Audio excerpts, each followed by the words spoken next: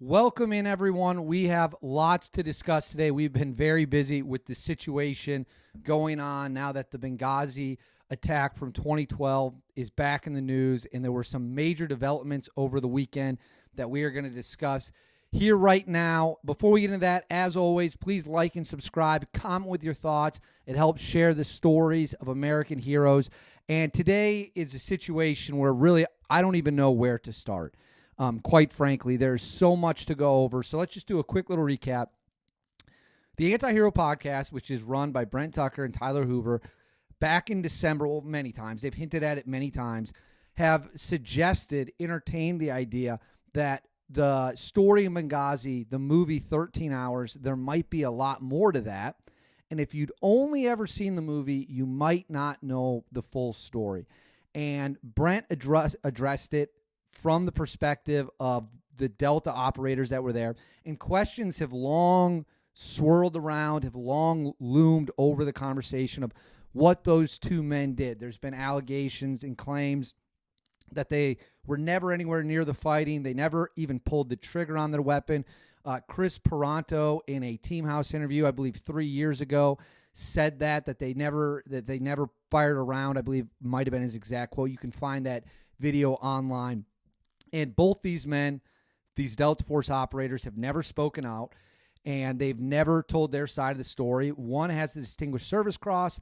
One has the Navy Cross. There has been a momentum or movement to upgrade one of them to the Medal of Honor.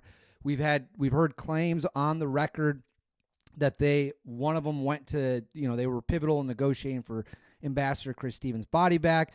There's been reporting online that one of them went to possibly go to the hospital and see what he could do. It's not really known. In the guys on the GRS team, the security contractors, have repeatedly said, we don't know what they were doing. We don't know what they were doing. John Teagan sent some tweets saying they weren't, he used language I won't repeat here, that essentially they weren't doing anything.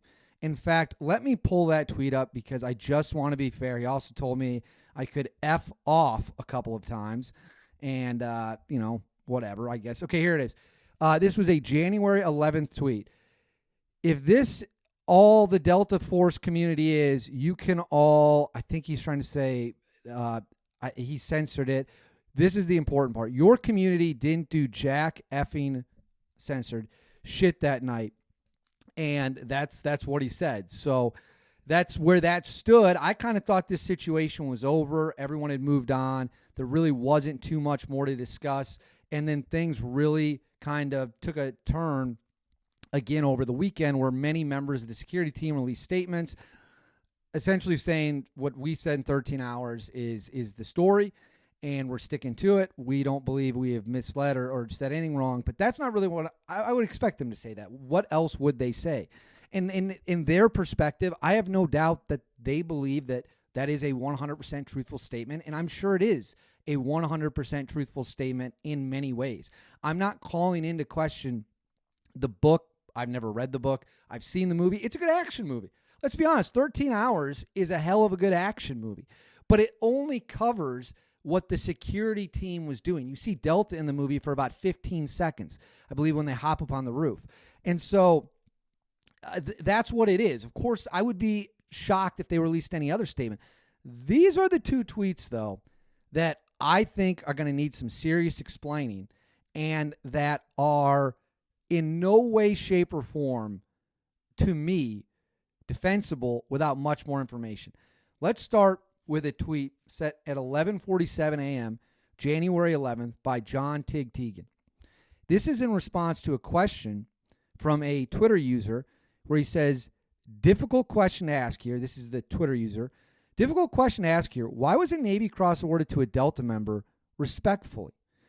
The answer to that, the true answer to that, is because the Delta guy that got the Navy Cross came from the Marines. Again, I've said I'm not going to say the two guys' names. I think that's more than fair. He came from the Marines, and it's my understanding that when you come from the Marines, if you get awards in the unit, they go by the Navy's Marine structure because you're technically, I believe, loaned out. Now, I think they might have changed that. I think that's no longer the case. The Marines wanted to essentially say these are still our guys that are on loan to you. I believe now if Marines go to the unit that they are officially transferred out to the Army. Don't quote me on that. Someone told me that who's way smarter than me. So that's the answer.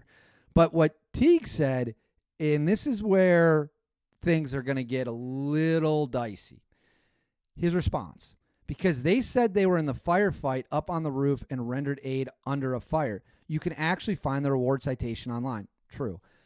It was all a lie and fabricated. Let me repeat that last line.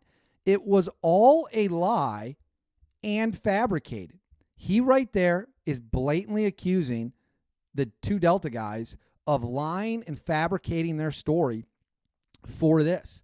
And again, I'm going to read that last sentence again. This was sent at 11:47 a.m., January 11th, 2025. It was all a lie and fabricated. Sarah Adams, who wrote a book about Benghazi, I believe she's a former intel person. You've probably seen her on the Sean Ryan show. I know people who speak very highly of her. I have been trying to get in contact with Sarah Adams since the weekend. I don't know if she can't see the messages. I have no idea, but I do have some serious questions for her. She responds to him, "It is true that a reward citation is highly exaggerated and not factual." So here we are. We have a man who was there, John Teagan, a member of the security team, saying, quote, it was all lie and fabricated. Sarah Adams, who is written about this, is dialed into it, says it is true the reward citation is highly exaggerated and not factual. So we have two public figures accusing the two Delta operators and the unit as a whole of lying in order to earn the military's second highest award. Tig says it's literally all lie and fabricated.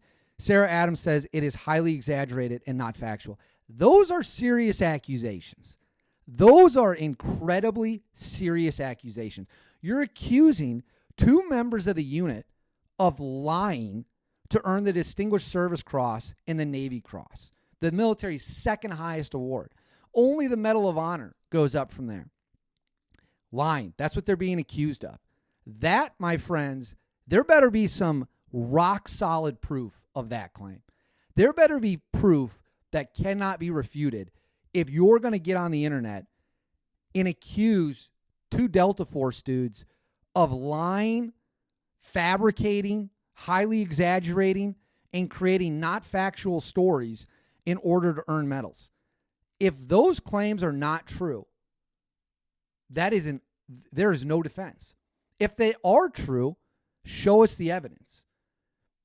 I know that people talk about Bronze Stars and people who earn Bronze Stars and different awards. We're talking about the Navy Cross and the Distinguished Service Cross. We're not talking about any other medal other than the Medal of Honors where they could have gone to. So if you believe that, you have to believe these two guys in the command cooked up an entire fake story to get their guys medals. And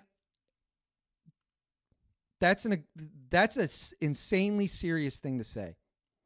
It's an insanely serious thing to say. It is an incredibly serious accusation to make. And I will tell you,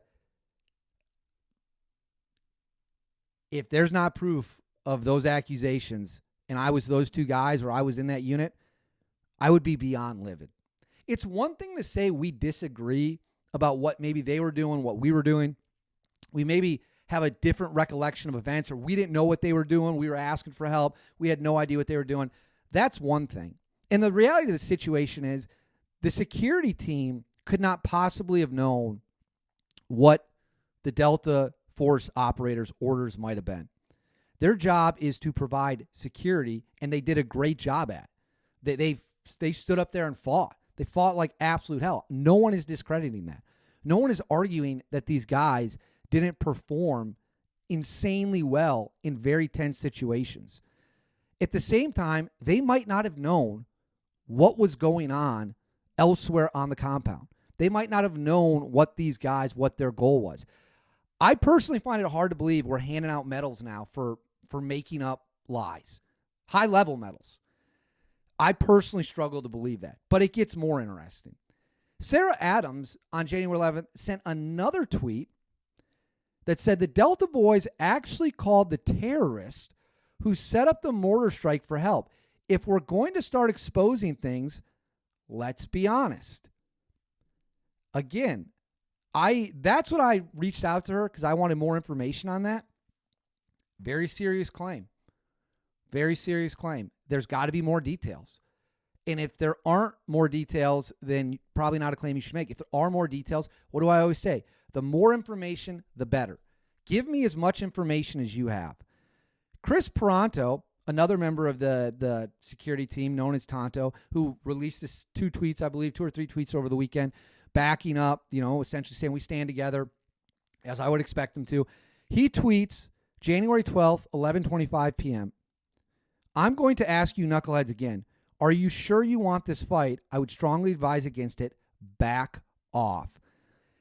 He also tweeted one that I actually kind of thought was a little funny. He hashtagged a tweet, Tier 1 Tears, sent January 12th, where he said, it's sad as these types of attacks used to be by the liberalist, Vox readers, Hillary Clinton supporters, MSNBC camps, and over the years it regressed to people who would have stood shoulder to shoulder fighting terrorism and criminals around the world together. How the mighty have fallen. So that's kind of where we're at with this. We have 2 tweets from Sarah Adams and Tig accusing the Delta guys of making up stories. I texted, I had a bunch of guys from the unit reach out. I reached out to some of them first. Some reached out to me first. And I will tell you this, they speak very highly of everyone involved from their unit, very highly.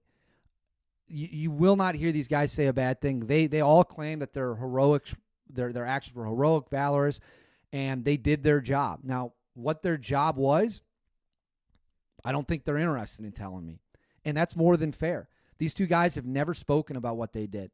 They have stayed silent. They've stayed in the shadows. I think that's probably going to change in the near future, but that's what it's been so far.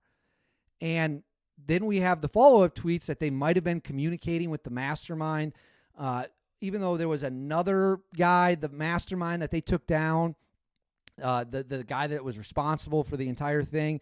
So that's very confusing to me. I don't quite get it. I want the truth. That's all I want. The American people are owed that. And it's possible, again, I cannot stress this enough. It's possible that the Delta boys have a different version of events than the security team does.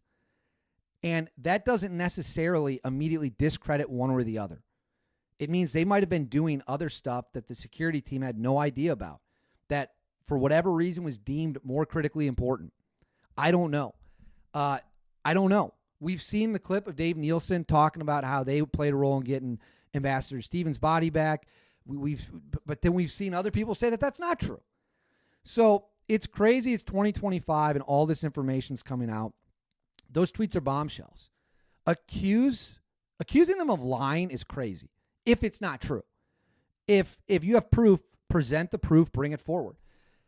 And that's where I'll leave it. If you made it that far in this video, it means you liked what you saw. Please like and subscribe, and I'll see you all next time. And comment below on what you think the truth is. Do you think the allegations that they fabricated and are lying are true? Do you think that's not true?